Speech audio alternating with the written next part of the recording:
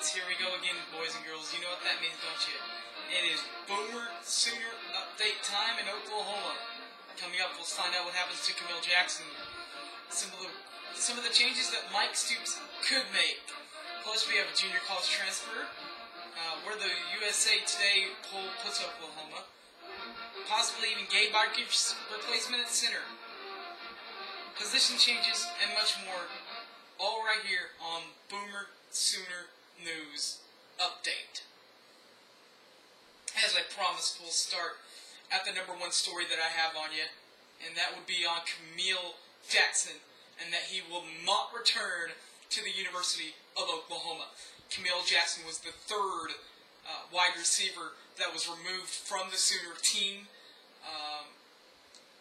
The other two, Trey Franks and Jazz Reynolds, were reinstated. Kamil Jackson will not return to the University of Oklahoma.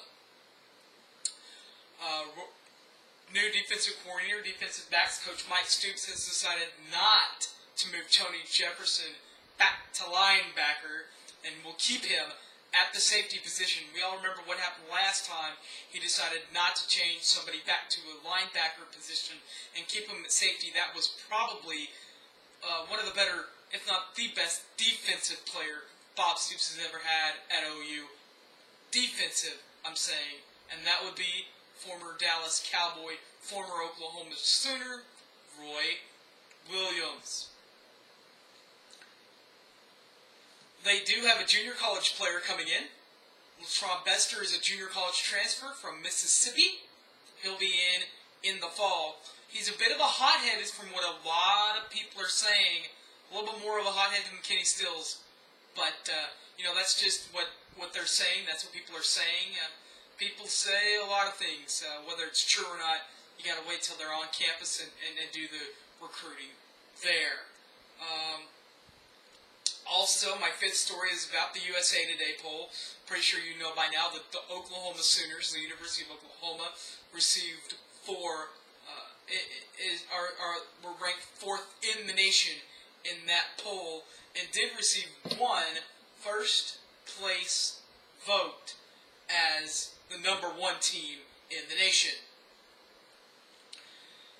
As I reported to you in your last Sooner update yesterday, Ben Habern has decided to not return to the University of Oklahoma and will retire his football career. Replacing him at center will be Oklahoma Sooner Gabe Ikard. He's from Oklahoma City.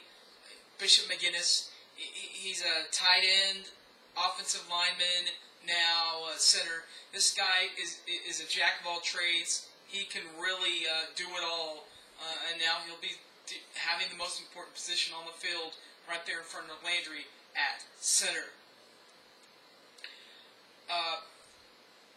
Cale Gundy has decided with as much depth as he has with Roy Finch, Brendan Clay, Dominic Whaley, and Alex Ross coming in as the true freshman, that he will send one of his running backs, Denzel Williams, out to Mike Stoops and the defense, and Denzel will play defensive back, safety, corner.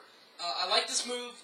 A lot of people are saying that he's a little bit more, a lot like Dom, a lot like DeMarco was so many years ago, and Brendan Clay now, kind of a wide receiver, Reggie Bush-esque kind of a guy, and so to put him at corner or safety would be a great position.